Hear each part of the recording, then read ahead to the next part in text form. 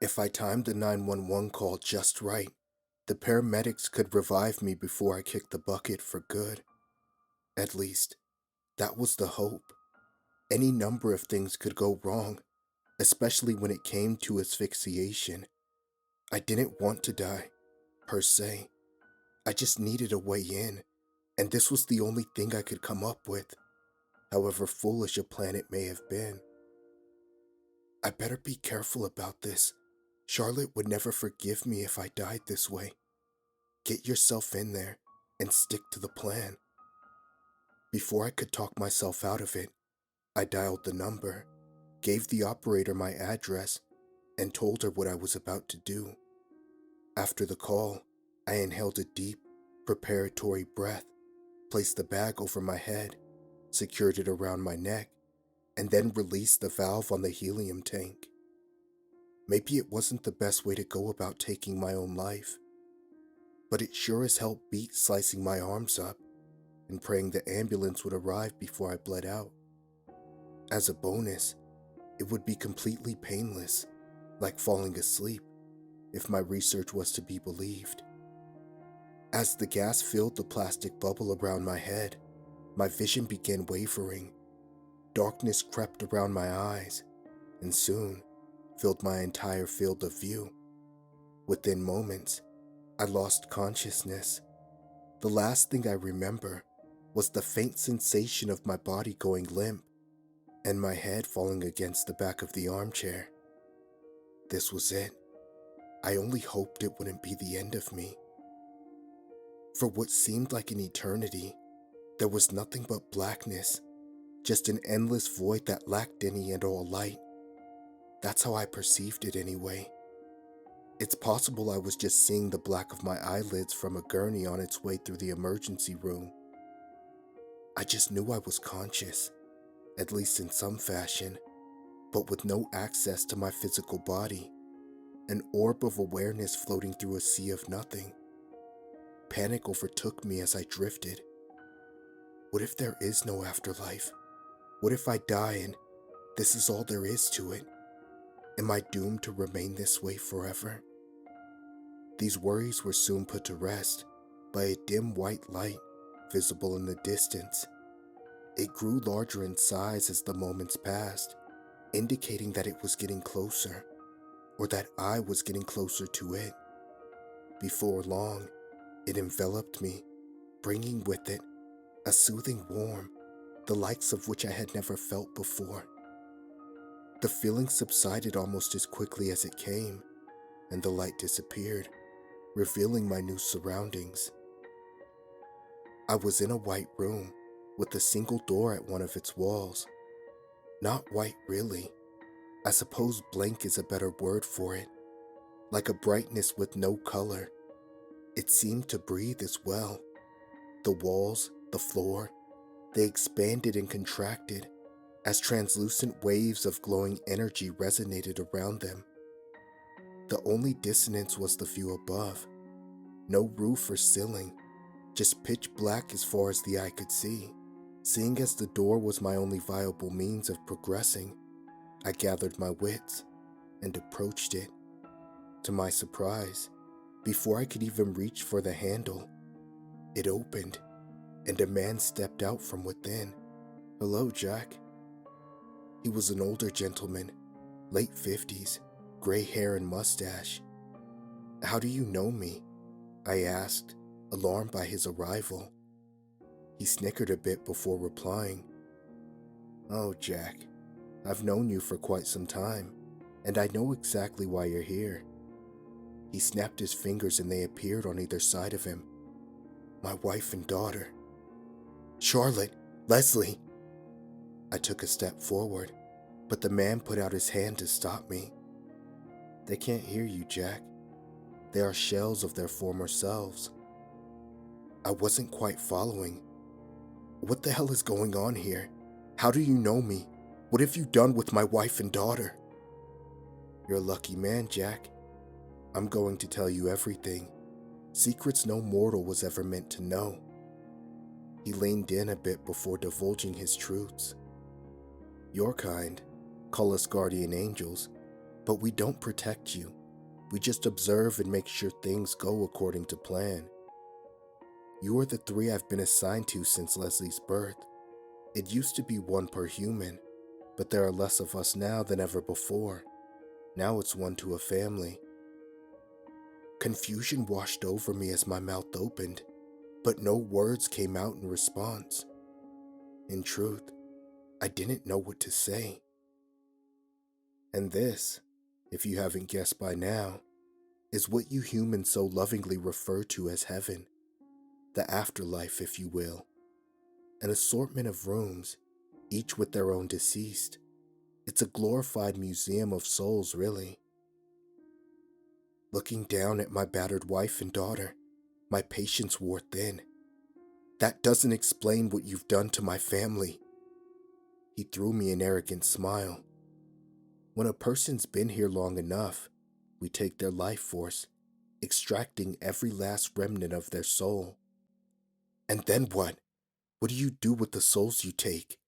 I asked. His lip curled up a bit before answering. We devour them. You humans need air, food, and water to live. We need souls. It's the only thing keeping us alive. That system of ours has been in place since the dawn of time, and will continue, long after the universe has folded in on itself. Charlotte and Leslie's tickets are up. I've been picking away at them bit by bit. It's a long and tedious process, one that's very unpleasant for the soul's host. They're damaged goods now. My blood boiled at every word that fell from his lips. Without hesitating, I took a swing at him. My fist met the side of his face, and then phased right through, like punching a ghost. Nice try, Jack. My anger only grew. Why are you even telling me any of this? His face wrinkled into a more serious look. It's simple, really. I want your soul. Fresh meat is hard to come by these days. When a person dies, we have to wait to consume their essence, a grace period of sorts. From birth, all humans have a divine protection on their souls, a bothersome trait of your evolution. It lingers, even after death. We can only feed after it wears off. By dinner time, the soul is stale and tasteless, barely enough to maintain our strength. We're like vampires feeding on cows. Then how do you plan on taking mine? His face lit up at that question. You're a curious case, Jack. Taking one's own life is the only thing that voids that pesky barrier. That means your soul is now available for consumption. Unfortunately, even we have rules. He no longer looked so enthused. Meaning what exactly? I asked. You're not dead. Not completely. There's still a chance you'll be saved. That means, while you're here in this cross-section of life and death, I can't retrieve your soul, not without your consent. He couldn't touch me, not without my permission. That one fact gave me hope that the current could still shift in my favor. It was something I could potentially use to my advantage. So what is this then? You want me to just hand it over? Why on earth would I ever agree to that? He smiled and looked down at Leslie and Charlotte. These are, what's the phrase? My bargaining chips. My eyes widened and my heart sank. I was undoubtedly fearful for their safety in all of this. Whatever he was up to, he certainly had my attention now. I know all about your haphazard rescue mission, but it was doomed from the start. Even if you somehow managed to escape with them, they have no bodies to return to. They were cremated after the accident. Hell, if I didn't show up when you arrived, you would have never found them in this godforsaken maze. It's larger than the universe itself. He was right. It was my desire, all along, to bring them back with me, but I didn't have much of a plan after getting in. The idea was to find whoever was in charge and beg them for help. I thought, at the very least, I would be allowed to communicate with them and make sure they were okay. Maybe even ask for their forgiveness. So what are you saying? You can give them their bodies back? Make them alive again? That's not possible. Look at them, Jack. They're well past dead. Not even I have the power to rectify what's been done. I took a closer look. Charlotte adorned a pair of empty eyes and pale skin, stuck in a zombie-like stupor. Even Leslie, who had always been so vibrant and full of life when she was alive, was now still. As still as she was on that slab in the morgue after the accident. I looked away, tears now rolling down my cheeks. I just wanted to bring them back. My wife and my sweet little girl. It was my job to protect them, and I failed. I'm the only one who did this. I was the one behind the wheel. It should have been me instead. I'm so sorry. It should have been me. The man interjected. I can offer you a ceasefire of sorts. If you agree to let me absorb your soul, your family here will get a little break. Let's say 100 years before their final extraction. It was probably a good deal, but I couldn't bear the thought of my family being hurt in any way, even if it wasn't for another century. No. He placed his hand on his chin in contemplation, before dislocating it and tossing me a stern look. Okay, how about 1,000? That wasn't good enough. He needed something I had. So long as that was true, I could haggle for something better, like my family's freedom. I want them alive again. If you can do that, we have a deal. He scoffed at my counteroffer. Even if their souls were in perfect condition and bodies unscathed, resurrection is not an option. It's far outside of the range of my capabilities. I glared at him in disbelief. How do I know you're telling the truth? You don't have to believe me, Jack, but I'm not lying. 1,000 years is the best I can do. Take it, or leave it. Maybe he was being honest. Even so, I didn't like the offer. If I accepted, I would be knowingly throwing my wife and daughter's souls to the beast. They would be chewed up and swallowed like table scraps. No, I couldn't let that happen. No. The man let out a sigh of disappointment. He then waltzed over and put a condescending hand on my shoulder. Come on, Jack. Can't you put your family first for once? My hands were now clenched and the tips of my nails almost breaking skin. I took another swing, but much like before, my hand passed right through, with no restraint whatsoever. He was toying with me and knew just what buttons to push. How dare you? How dare you stand there and judge me when you're the one tormenting innocent people, leveraging 2 lives to bargain for a better meal? It's about survival, Jack. A fresh soul like yours could keep me alive for 1,000 years. I can't afford to be empathetic when my very existence is on the line. I turned away, completely disgusted, but half considering this offer. It was, after all, the only one on the table. Even if they were going to have their souls desecrated, I could at least delay the inevitable. You know what, Jack? I'm gonna make you a final offer. Your family gets 1,000 years, and in addition, you will get a severance package. While your soul is being ripped apart from your vessel, I will put you in a trance. You won't feel any pain. You'll be locked away in your own memories, free to relive the best moments of your life, again and again, until your time is up. I stood silent for a moment, thinking it over. I like you, Jack. I really do. This could be beneficial for the both of us. Here, let me show you. The man placed a hand on my forehead. In an instant, the room faded, and I was transported into my car. Driving down the back roads of our old neighborhood, Charlotte and Leslie in the back seat, looking out the window at the Christmas lights.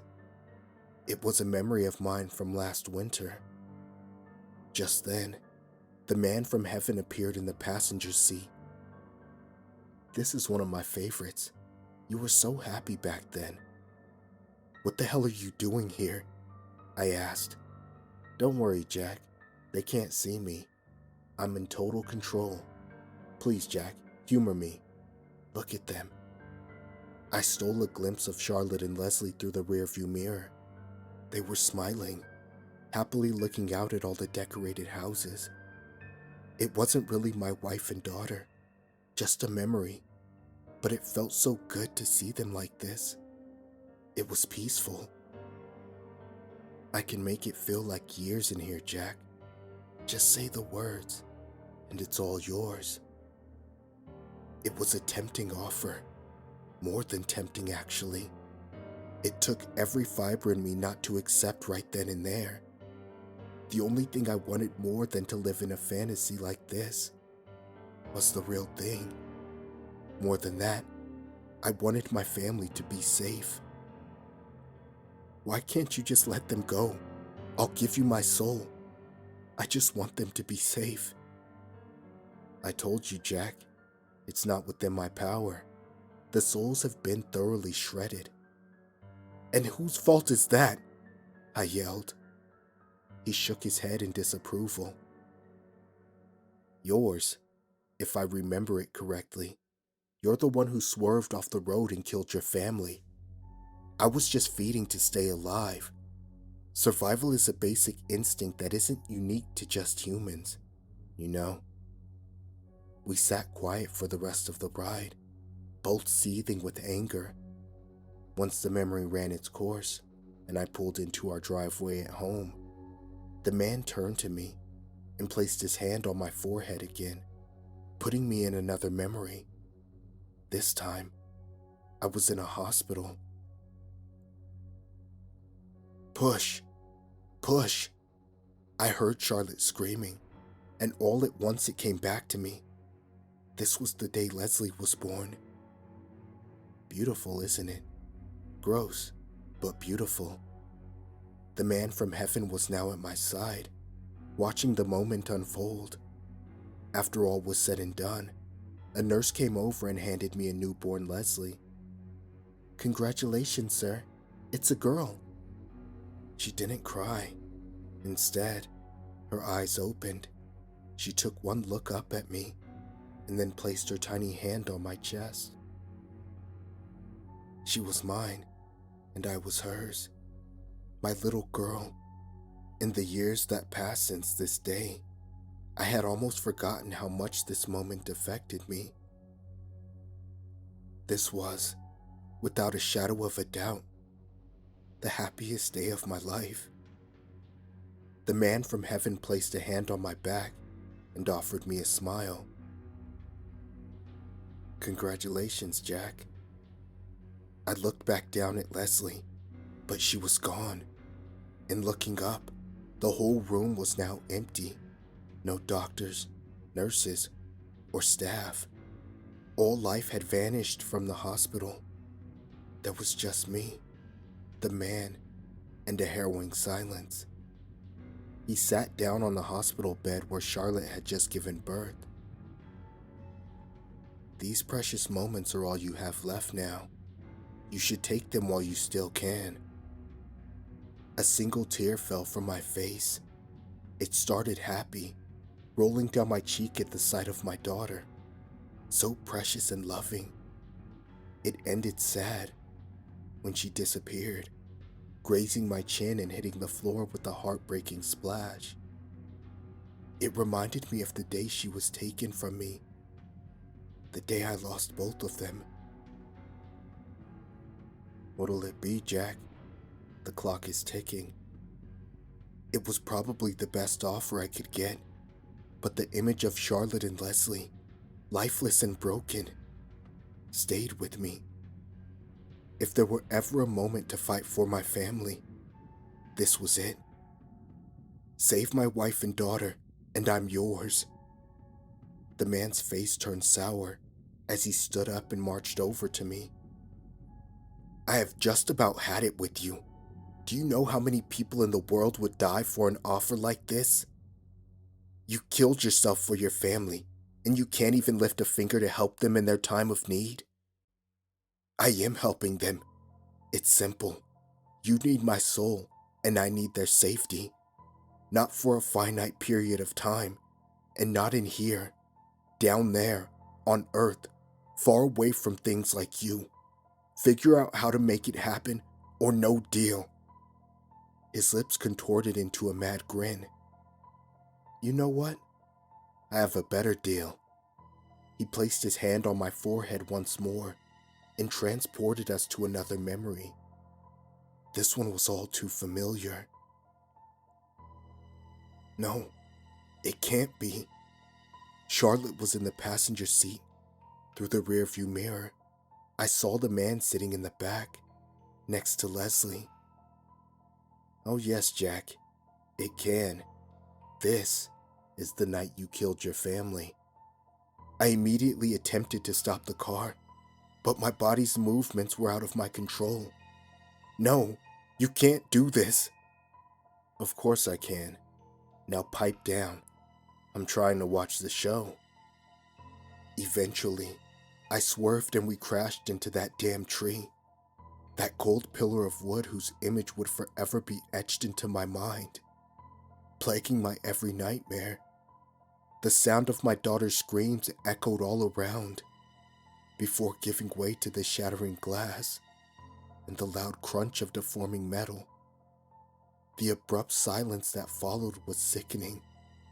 Just as I had on the day in question, I craned my neck back and saw Leslie, covered in blood and shrapnel. Charlotte was even worse. Her airbag failed to go off, so she ricocheted off the windshield, breaking her neck. Her head was hunched over, bent farther back than I thought humanly possible.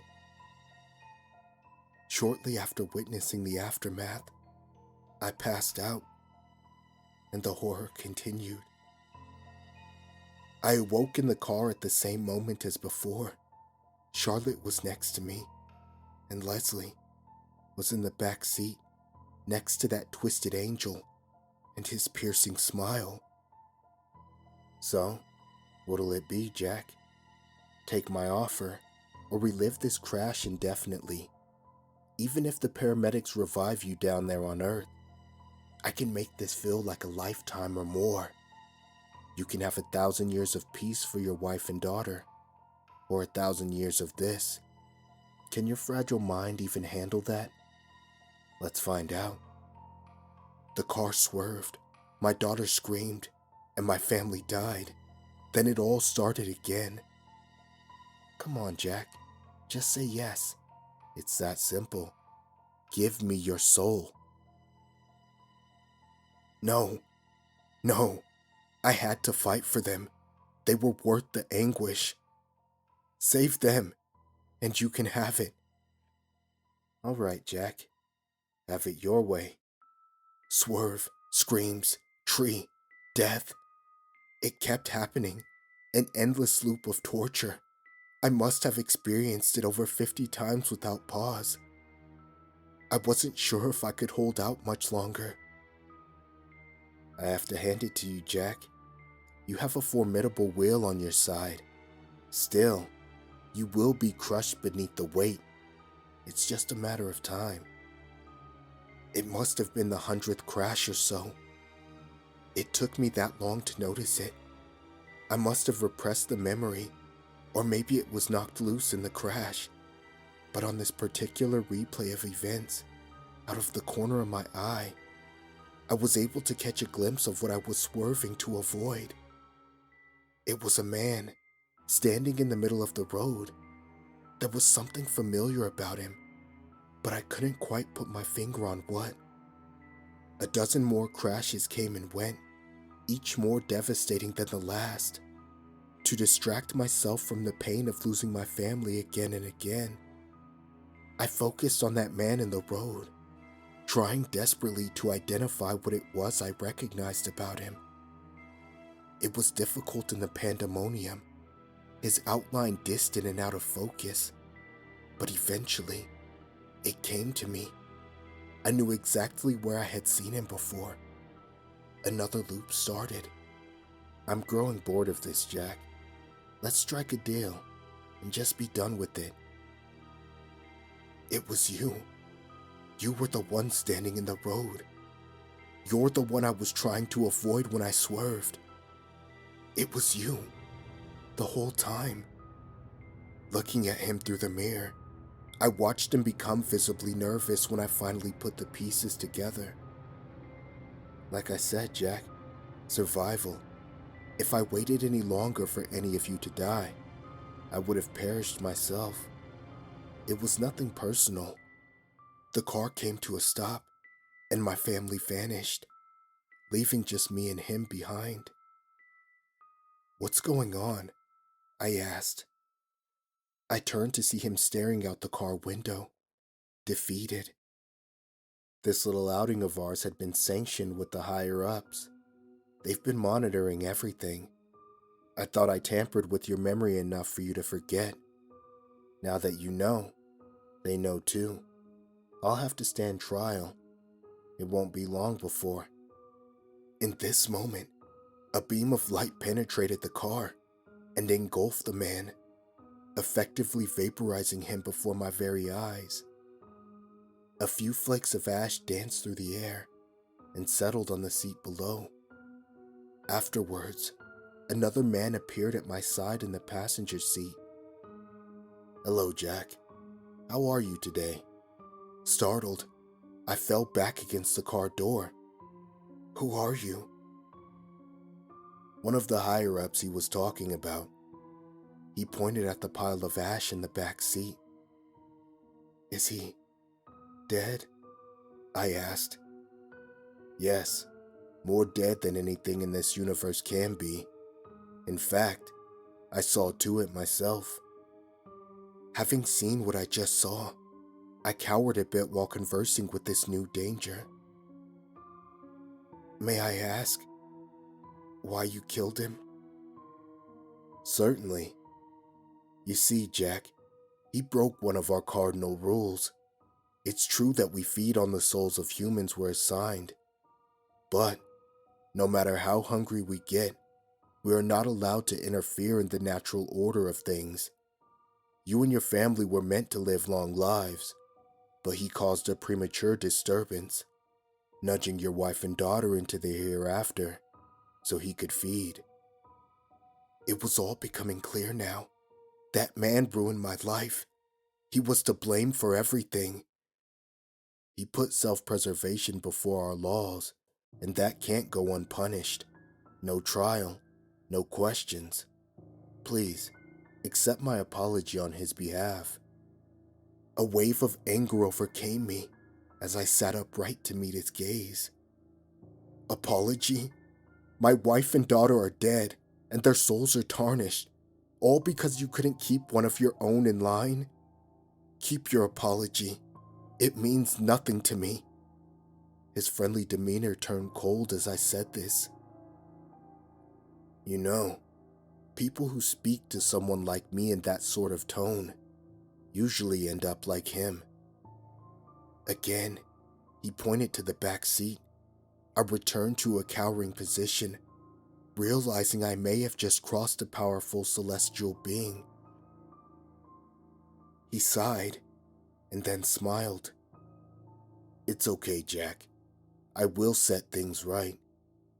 Like the man before him, he placed a hand on my forehead. After that, my sight was overtaken by a familiar darkness, a vast void where I could do nothing but drift. Then, I saw it. It was faint at first, but its glow became more visible as time went on. It was a light, and it soon enveloped me. I awoke in a hospital, the rhythmic pang of my pulse emanating from a monitor at the side of the bed. Did he bring me back? A nurse passed by the room and did a double take before entering. Oh my gosh, you're awake! She dashed over to my IV and replaced the fluids while checking my vitals on the monitor. How long was I out? Oh, about 3 days or so. Only 3 days? It felt a hell of a lot longer. You're going to be on suicide watch after that stunt you pulled, just to forewarn you. It beats being dead, I guess. You've got that right, mister. I hadn't fully gathered my composure yet, but the nurse's next words woke me right up. Oh, you have some visitors. It's your wife and daughter. Charlotte and Leslie? What? But how? I'll send them in. A few minutes later, I saw them. My heart nearly stopped right then and there. Jack! Charlotte ran over and pulled me into a tight embrace. Leslie followed behind her. We missed you, Daddy. I don't have words for how I felt. They were back. My family. In my arms again. Is this really happening? How are you here? It was some man, Jack. He came and patched us up, and then just sent us back. It's like we never left. She was crying. Happy tears, not sad ones. It's a miracle, Jack. I took them in my arms and cried too. An enormous smile stretched across my face. This was now the happiest day of my life. I finally had my girls back, and I wouldn't let anyone or anything take them away ever again. Whenever that day does come, and we have to move on to the next world, I will be prepared. Mark my words. Somehow, I will find a way to protect their souls from harm. No one will ever lay a hand on my family. Not while I'm around. I won't allow it.